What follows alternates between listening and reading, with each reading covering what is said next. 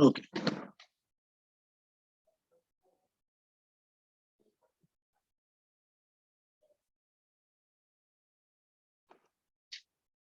So last time we have seen the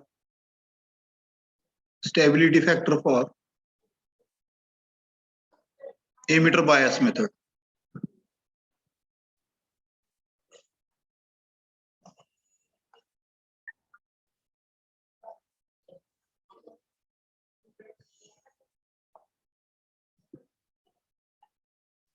Okay, that is S is equal to beta plus 1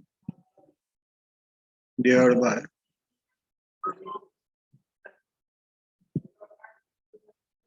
one minus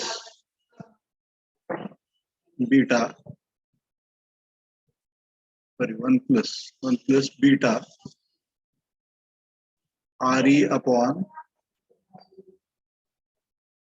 RE plus RB. Correct? This equation we have derived. And then we consider two cases. If RE and RB approach each other, if RE is equal to RB, nearly equal to RB, then what will happen? S will tend towards, this is beta plus 1 plus beta into RE and RB will be same. So it is 1/2. It will be 1/2, correct? So this will be 2 into beta plus 1 upon beta plus 2. Correct. But beta is much greater than 1 or 2. Therefore, these terms will cancel and S will be near about 2. So S tending towards 0 means good stability. परंतु emitter bias मध्ये आपण आरई आणि RB सारखे आणू शकत नाही, जवळजवळ आणू शकत नाही. That is the main problem. ठीक आहे. जर आपण आरबी जवळ आणण्याचा प्रयत्न केला आरईच्या, if RB is tending towards RE, ठीक आहे, तर काय होईल? IB will increase. आणि आयबी इन्क्रीज झाला की आयसी विल इन्क्रीज. आणि त्याचा इफेक्ट काय होईल? तुमचं ऑपरेटिंग पॉईंट शिफ्ट होईल. आयसी वाढला की आपल्याला माहिती आयसी आपला इथं होता. आपण जाणून बुजून जर आरबी कमी केला आणि आरईच्या जवळ आणला तर हा आयसी वाढत होतो. मग आयसी इकडे शिफ्ट व्हायला, ऑपरेटिंग पॉईंट शिफ्ट व्हायला. आपल्याला माहिती ऑपरेटिंग पॉईंट वर शिफ्ट झाला तर मग वर कट ऑफ होतं, वरची वेव कट होते. This problem is there. So it will shift your operating point. That is the main problem. परंतु जर आपल्याला यस अप्रोच करायचं असेल 2 कडे, म्हणजे मिनिमम व्हॅल्यू कडे, तर आरबीला आरईच्या जवळ आणावंच लागेल.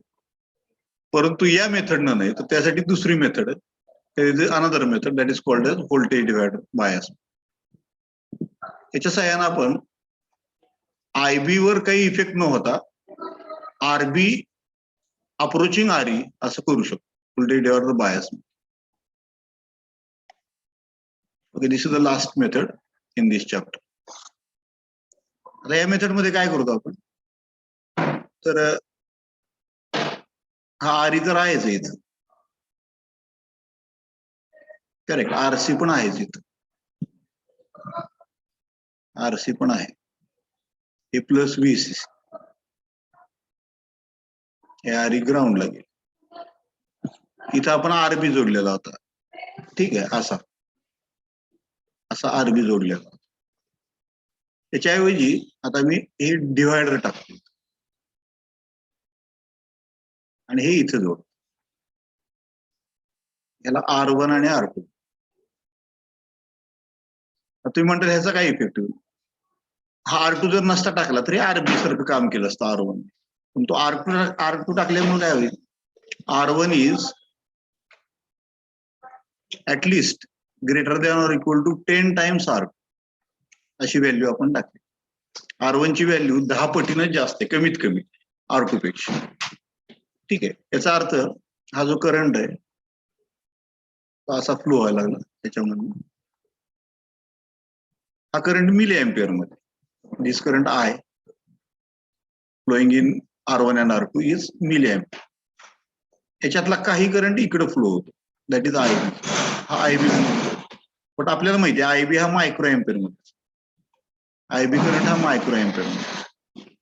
ठीक आहे. तर आणि I करंट हा मिली एम्पियर मध्ये. त्याच्यामुळं we can say that whatever is current flowing through R1 is almost same as current through R2, except neglecting the small current IB, which is in microampere. याचा अर्थ मी असं हे R1 R2 जर केले मी असं, हे R1 आणि हे R2 आणि हे VCC, आणि इकडे जाणारा करंट आपण निग्लेक्ट केला, निग्लेक्टिंग दिस करंट, हा IB करंट निग्लेक्ट केला कारण हा कमी मायक्रो एम्पियर मध्ये. तर आपण सांगू शकतो की हा करंट I फ्लो झाला. So what will be the drop across R2? इथे किती ड्रॉप तयार होईल? It is I into R. एवढा ड्रॉप तयार R2च्या अक्रॉस. बरोबर आहे. परंतु I ची व्हॅल्यू किती? Current flowing through this is VCC upon R1 plus R2. एवढी व्हॅल्यू म्हणजे I. हा करंट I फ्लो होतो. Okay. So I into R2 will be R2 upon R1 plus R2 into VCC.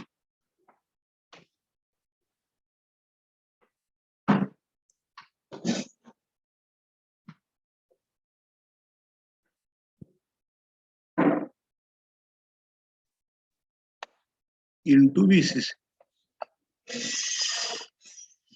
I ची value he I ची value इथे टाकली आपण, I into R2. So R2 upon R1 plus R2 into VCC. ठीक आहे. एवढं voltage इथं तयार. Correct. Similarly what will be the value of equivalent resistance, input resistance? RB ची व्हॅल्यू किती होईल? RB म्हणतो आपण त्याला. बेसच्या रेजिस्टन्सची व्हॅल्यू किती होईल? तर RB ची व्हॅल्यू जर मी थेवेनिन्स थेरम अप्लाय केला, हे नेटवर्क आहे आपलं R1 आणि R2. करेक्ट. आणि इकडे VCC आपण ही बॅटरी जोडलेली VCC.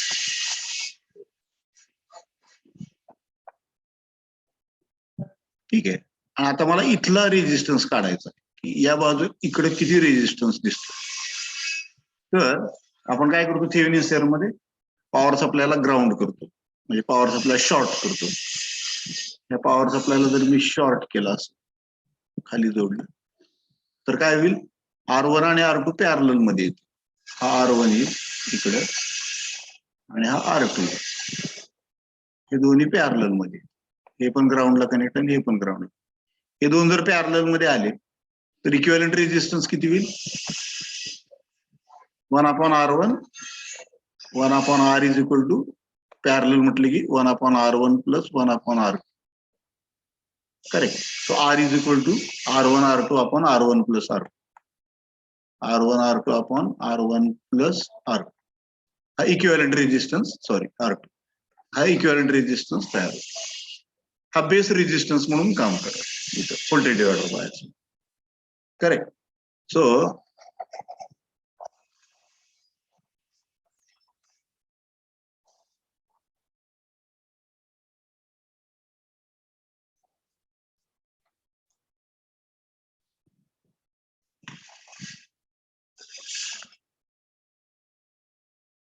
ह्याचा मी इक्विव्हॅलंट, हे जे आहे नेटवर्क, ह्या नेटवर्कचा इक्विव्हॅलंट डायग्राम इथं काढू शकतो. कसा काढतो बघ. आपल्याला माहिती आहे, सॉरी, हे जर नेटवर्क असेल समजा, थेवेनिन्स थिअरम काय सांगते की हे जर नेटवर्क असेल व्हीसीसी R1 R2 असं नेटवर्क जर असेल आणि तुम्हाला इकडं बेस करंट फ्लो होणार आहे, ठीक आहे, हे R1 R2. थेवेनिन्स थिअरम काय सांगते, this network can be replaced by single voltage source and म्हणजे इथलं व्होल्टेज किती VR2 आणि you can replace this network by single voltage source VR2 and single resistance RTH. हे VR2 लाच मी VTH म्हणणार, Thevenin equivalent voltage source voltage and Thevenin equivalent resistance. So you can replace this network by single voltage source, that is VTH, and single resistance RTH. हे VTH ची value आत्ताच आपण काढली, VTH is equal to R1 upon R1 plus R2, R1 plus R2 into VCC. He VTH ची value आहे आणि RTH ची value आत्ताच आपण काढली, that is R1 R2 upon R1 plus R2, R1 R2 upon R1 plus R2. ह्या दोन values आपण काढलेल्या, म्हणजे ह्या नेटवर्कला मी ह्या नेटवर्कनी एक सिंगल व्होल्टेज सोर्स VTH असं दाखवू शकतो, प्लस मायनस VTH, आणि हा सिंगल रेजिस्टन्स RTH यानं मी रिप्लेस करू शकतो आणि हा बेसकडे चाललेला एक ग्राउंड असं मी दाखवू शकतो, ठीक आहे. तर मी आता इथं रिप्लेस करतो, तर आपलं जे सर्किट होतं पहिलं ते आहे तेच राहणार, पहिलं सर्किट आहे तेच राहणार.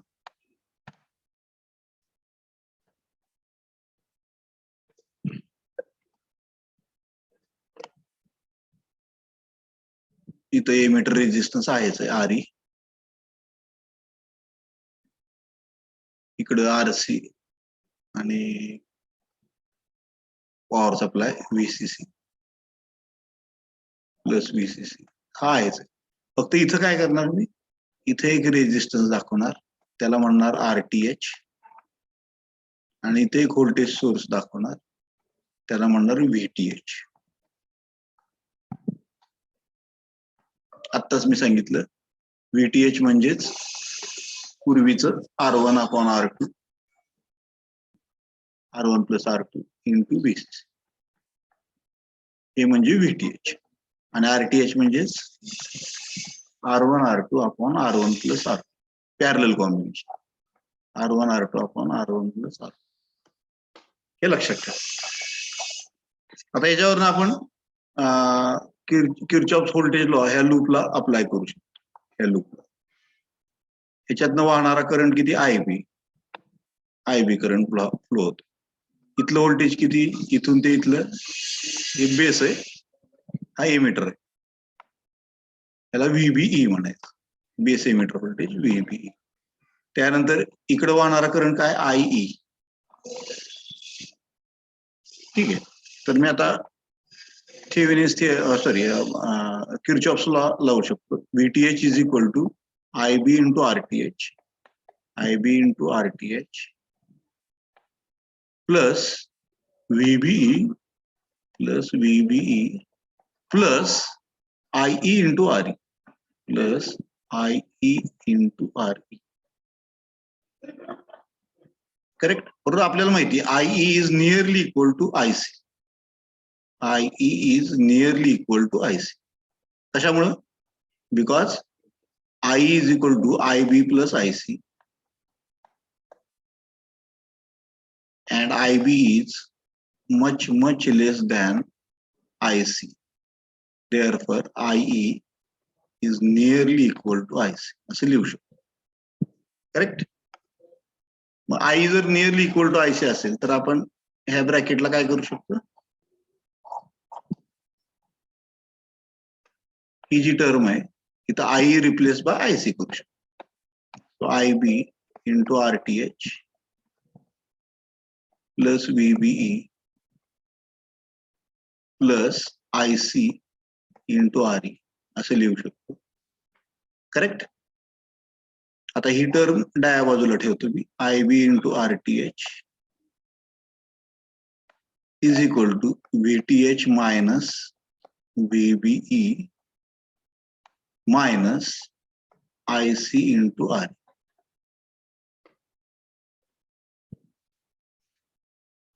Okay. and therefore IB is equal to, मला IB चा फॉर्म्युला काढायचा. IB is equal to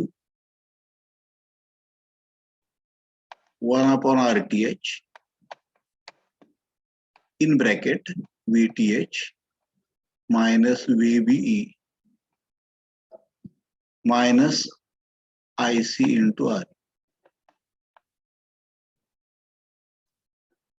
Okay.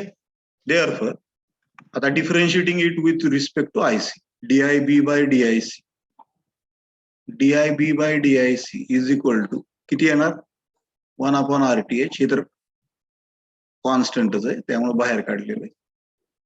DVTH by DIC minus DVBE by DIC minus RE into RE constant आहे, बाहेर काढला. DIC upon DIC, DIC upon DIC. आता आपल्याला माहिती VTH battery voltage constant आहे, हे कॉन्स्टंट आहे. VB drop across base emitter junction, that is also constant. त्याच्यामुळं चेंज इन कॉन्स्टंट व्हॅल्यू 0, त्यामुळे ह्या दोन व्हॅल्यू 0 होणार. So DIB by DIC is equal to 1/RTH in bracket 0 minus RE, correct, and DIC by DIC is 1 into RE. So this is equal to minus RE upon RTH, minus RE upon RTH, DIB by DIC. Correct. इथपर्यंत कोणाला doubt असेल तर विचारा.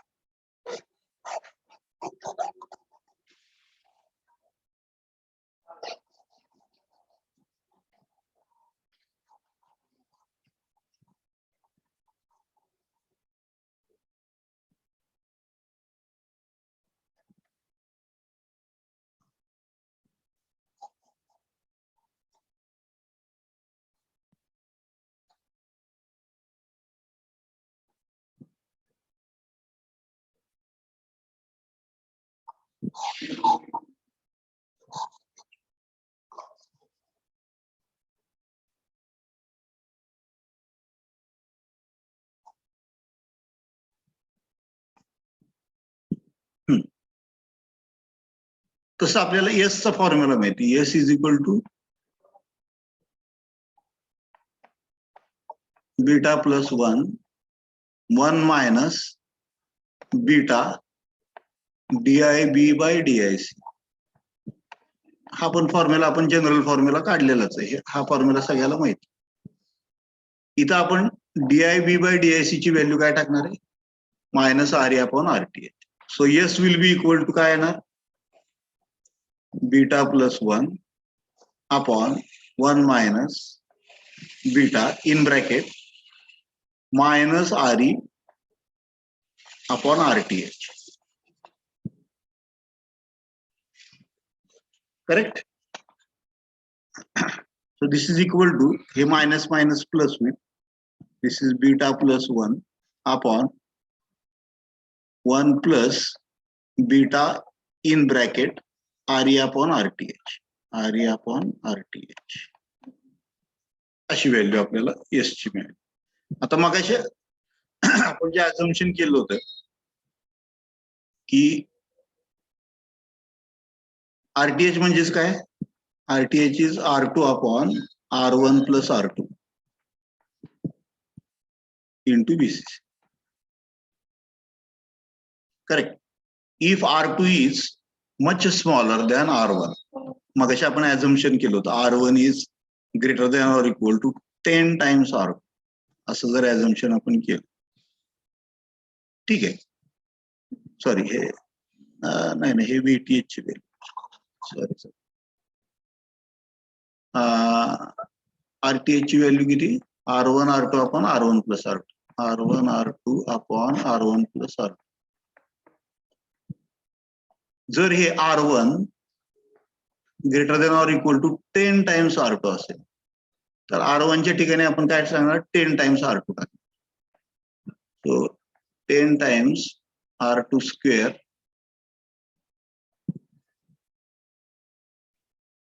divided by R1 plus R2 means 10 times R2 plus R2, that is 11 times R2.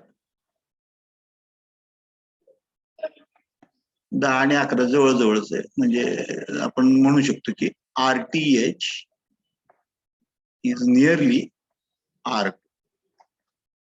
RTH ची value R2 कडे shift होते. ठीक आहे. आता आपल्याला माहिती आहे की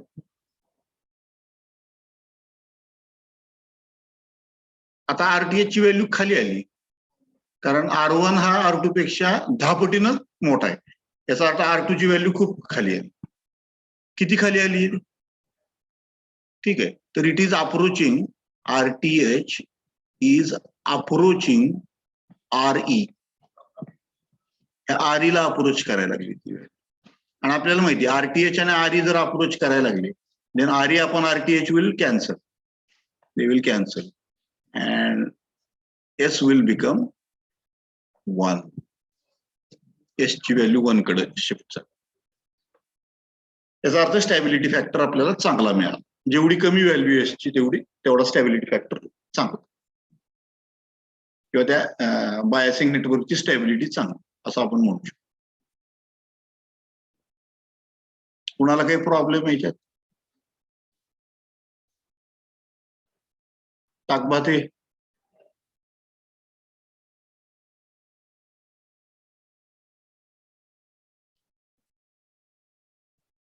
अंधारे,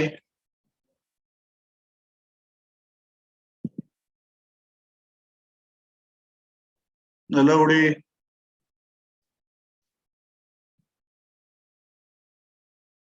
कळतंय का हे सगळं स्टॅबिलिटी फॅक्टरचं?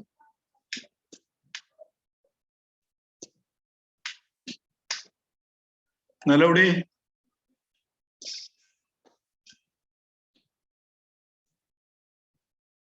ताकबाते, कोण कोण आहेत? अंधारे, शेख इलियास,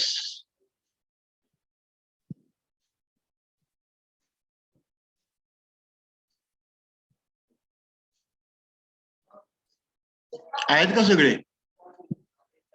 कोणाचा आवाज येईना.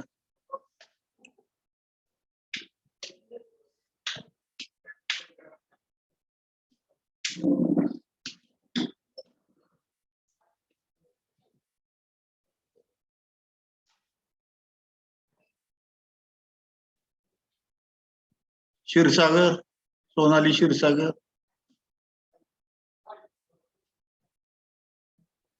स्नेहल कारंडे,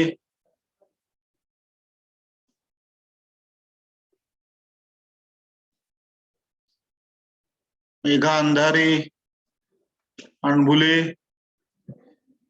हा सर. हा, समजतंय का म्हटलं?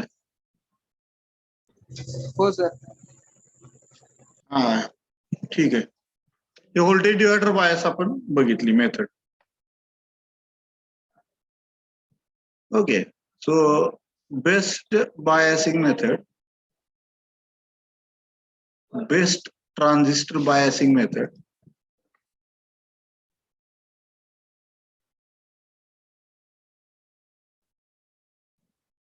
biasing method is voltage divider bias method. Voltage divider bias method.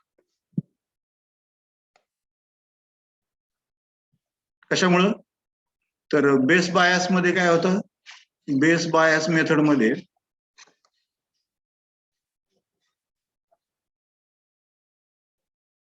S ची व्हॅल्यू बीटा प्लस 1 होती, म्हणजे खूप लार्ज, म्हणजे याला large value. Emitter bias method मध्ये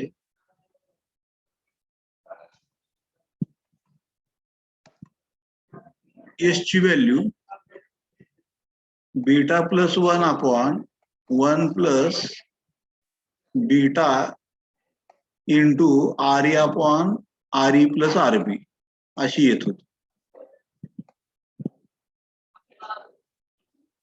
ठीक आहे, where R B is much larger than R E. Base resistance is much larger than R E. त्याच्यामुळं S was tending towards a large value. Yes ची value लार्जच राहत होती. Correct. फक्त voltage divider bias method मध्ये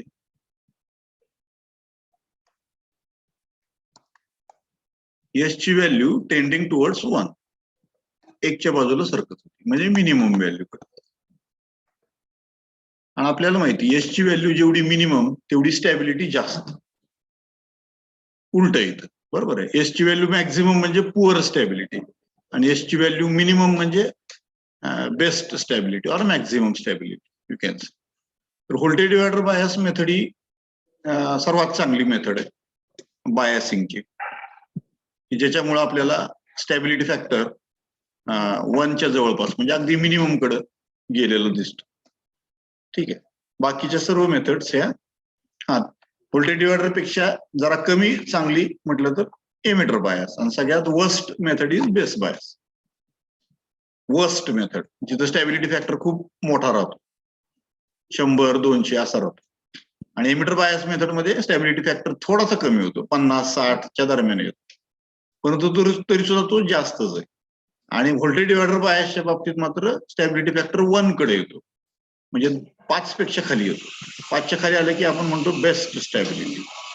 stability best याचा अर्थ काय, तर ऑपरेटिंग पॉइंट एका जागे स्थिर राहील. इथं सेंटरला आपण ऍडजस्ट केलेला ऑपरेटिंग पॉइंट, हा ऑपरेटिंग पॉइंट जर जागेवर आहे तसा स्टेबल राहिला, त्याच्यावर टेम्परेचरचा कशाचाच इफेक्ट झाला नाही, तर आपण म्हणू शकतो की तो बेस्ट बायसिंग मेथड, जिथं ऑपरेटिंग पॉइंट स्टेबल राहील, एकाच जागेवर स्थिर राहील. ओके. तर व्होल्टेज डिवायडर बायस मेथडनं आपल्याला दिसतंय की ऑपरेटिंग पॉइंट स्टेबल राहील, एकदम शिफ्ट होणार नाही वर खाली. That's why we call voltage divider bias method as the best biasing method, okay, for transistor. So that completes our chapter, second chapter. Biasing and stabilization. तिसरा जो चॅप्टर आहे आपला तो ट्रान्झिस्टर एम्प्लिफायर.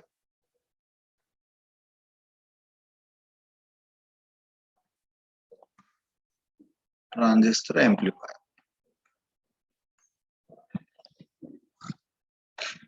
आता आपल्याला कळालं की व्होल्टेज डिवायडर बायस मेथड आपल्याला वापरावे लागणार ट्रान्झिस्टर एम्प्लिफायर म्हणून वापरायचं असेल तर, कारण त्यामुळं बायसिंग आपलं चांगलं राहतं.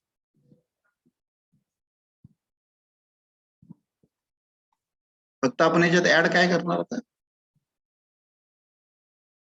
याच्यामध्ये आता सिग्नल देणार इनपुटला आणि आउटपुटला सिग्नल बघणार, म्हणजे एम्प्लिफायर झालं. आतापर्यंत आपण सिग्नल दिलं नव्हतं, फक्त सप्लाय जोडलं, डीसी व्होल्टेज सप्लाय जोडलेले होते.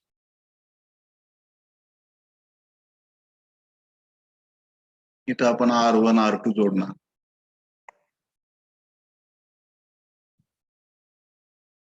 हे तर आहेच, व्होल्टेज डिवायडर बायस मेथड आपण वापरणार स्टॅबिलिटीसाठी. परंतु आता आपल्याला इनपुटला सिग्नल द्यावा लागेल. सिग्नल देण्यासाठी मी इथं कॅपॅसिटर टाकतो आणि इथं सिग्नल देतो. हा सिग्नल साइन वेव्ह सिग्नल इथं VS इथं मी देतो. आणि आता मला आउटपुटला पण सिग्नल मिळाला पाहिजे, तर इथं पण मी कॅपॅसिटर टाकतो आणि इथं आउटपुटला सिग्नल, हे आउटपुट झालं. इथं वाटलंच तर मी लोड रेजिस्टन्स जोडू शकतो RL.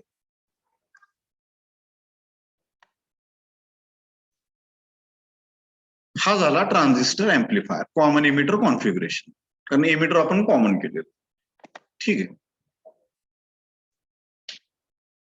कुणाला काही डाऊट आहे याच्यात? हे कपलिंग कॅपॅसिटर आहे. तुम्हाला सांगा हे कॅपॅसिटर कशासाठी टाकलेत आपण? Because capacitors pass only AC. ठीक आहे, capacitors pass only AC signal, they block DC. DC आलं की ते कॅपॅसिटर डीसी ला ब्लॉक करतं, चार्जिंग व्हायला लागतं लगेच. आणि एसी सिग्नल जर असेल तर कॅपॅसिटर पास करतो. तुम्ही म्हणताल असं कशामुळे? तर एक आपल्याला माहिती कॅपॅसिटिव्ह रिॲक्टन्स म्हणजे रेझिस्टन्स, कॅपॅसिटरचा resistance that is equal given as 1/2 pi FC. कॅपॅसिटन्सचा resistance हा दोन गोष्टीवर अवलंबून आहे. एक तर फ्रिक्वेन्सी, एफ म्हणजे frequency of the signal, frequency of the signal, आणि दुसरं value of capacity, value of capacity. ठीक आहे, आता सिग्नल जर पास करायचा असेल तर एक्सी शुड बी मिनिमम.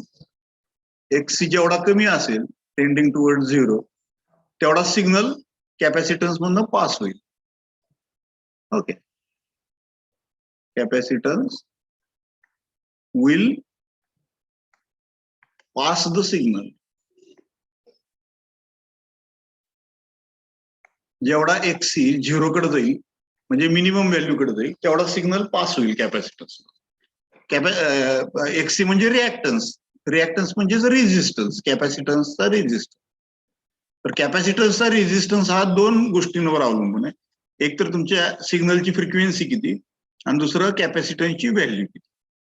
ठीक आहे, आता इथं दिसतंय आपल्याला जेवढी फ्रिक्वेन्सी जास्त तेवढा रिॲक्टन्स कमी होता, किंवा जेवढी कॅपॅसिटन्स व्हॅल्यू जास्त तेवढा रिॲक्टन्स कमी कमी होता.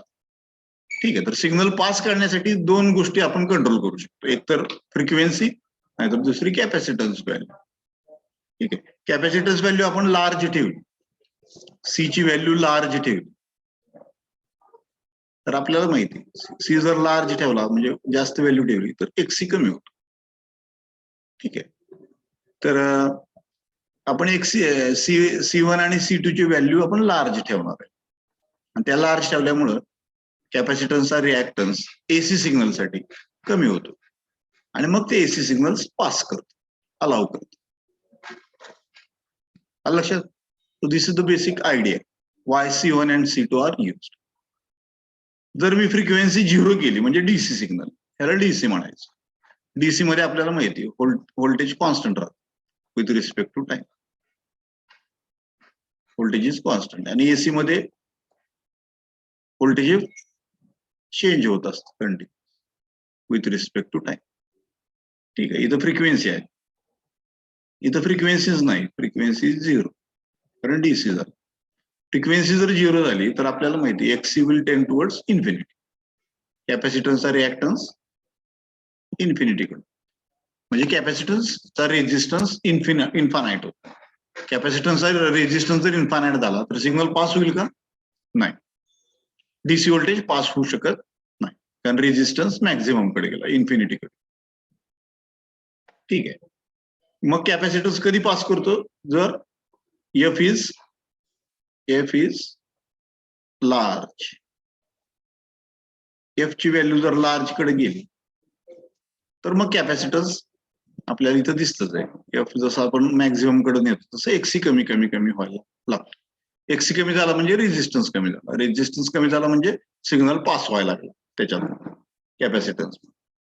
ठीक आहे, low frequency signals will be blocked by the capacitor. Low frequency signal F 0 कडे यायला लागतो, एफ टेंडिंग टुवर्ड 0 म्हणजे लो फ्रिक्वेन्सी. करेक्ट. आणि एफ लार्ज म्हणजे F tending towards maximum. F जर मॅक्झिमम कडे चाललं तर मग एक्सी कमी व्हायला लागतं आणि मग कॅपॅसिटन्स सिग्नलला पास करायला लागतो, त्याच्यामधनं पास करायला. ओके, तर हे बेसिक थिअरी आहे त्याची, ती तुम्हाला माहित असली पाहिजे. Reactance of the capacitor. मला वाटतं झालेलं असेल तुम्हाला फर्स्ट इयर. आता हा ट्रान्झिस्टर आपण ऍम्प्लिफायर म्हणून वापरणार आहे. आता आपण इथं सिग्नल, आत्ताच मी सर्किट काढलेलं होतं, चुकून ते पुसलं गेलं, आर आणि इथं RC and this is VCC. आणि इथनं base biasing resistances, voltage divider network काढले, R1 R2.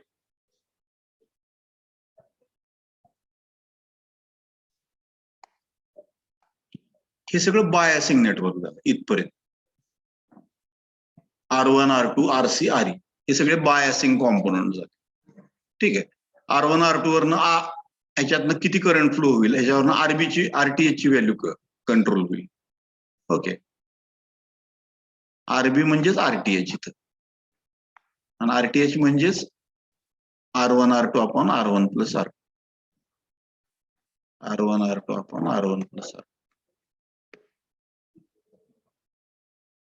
करेक्ट. तर आरबीची व्हॅल्यू कोण कंट्रोल करणार? R1 आणि R2च्या व्हॅल्यूज कंट्रोल करणार. मग त्याच्यावरनं बेस करंट कंट्रोल होणार. आरबी कंट्रोल झाला की आरबी वरनं आपण आयबी कंट्रोल करू शकतो. आयबी इज VTH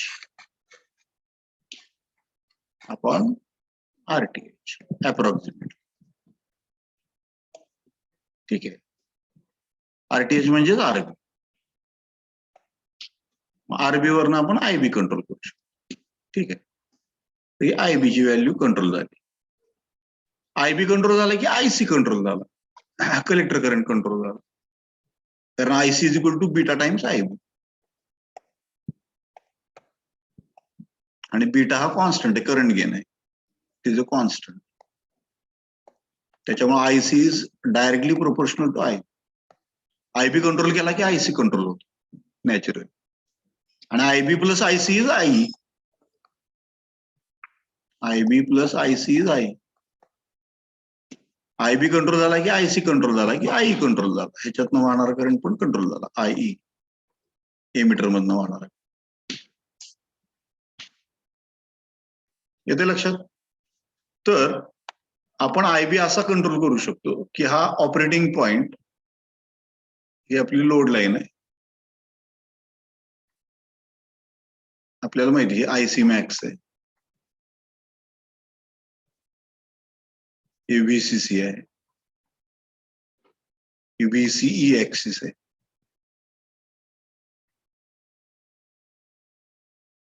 आणि आयसी ऍक्सिस आहे, कलेक्टर करंट. ठीक आहे. तर आपला ऑपरेटिंग पॉइंट कुठं पाहिजे? इथं पाहिजे, centre of the load line operating. याचा अर्थ करंट, कलेक्टर करंट किती पाहिजे? एवढा पाहिजे, आयसी क्यू. आणि कलेक्टर टू एमिटर व्होल्टेज किती पाहिजे? व्हीसीई क्यू, एवढं पाहिजे. ओके. तर हे आपण आयबी कंट्रोल करून, आयबी कसा कंट्रोल केला? तर आरबीनं, R2 ची व्हॅल्यू कंट्रोल करून. R2 ची व्हॅल्यू आपण कंट्रोल करू शकतो. कशी कंट्रोल करू शकतो? ह्याला व्हेरिएबल करा, चेंज करू शकता तुम्ही. R2 चेंज झाला की आरबी चेंज होईल, आरबी चेंज झाला की आयबी चेंज होईल, आयबी चेंज झाला की आयसी चेंज होईल. आणि मग आयसी तुम्ही सेंटरला बरोबर आणू शकता, पाहिजे तिथं आणू शकता. आयसी सेंटरला आला की व्हीसीईक्यू पण सेंटरला आला, व्हीसीसीच्या निम्म येतो, VCC/2 करेक्ट, निम्म्याला येतो. ओके. ह्याला म्हणायचं proper biasing of the transistor circuit. आणि हे झाल्यानंतर मग आपण इथं सिग्नल इनपुटला देणार.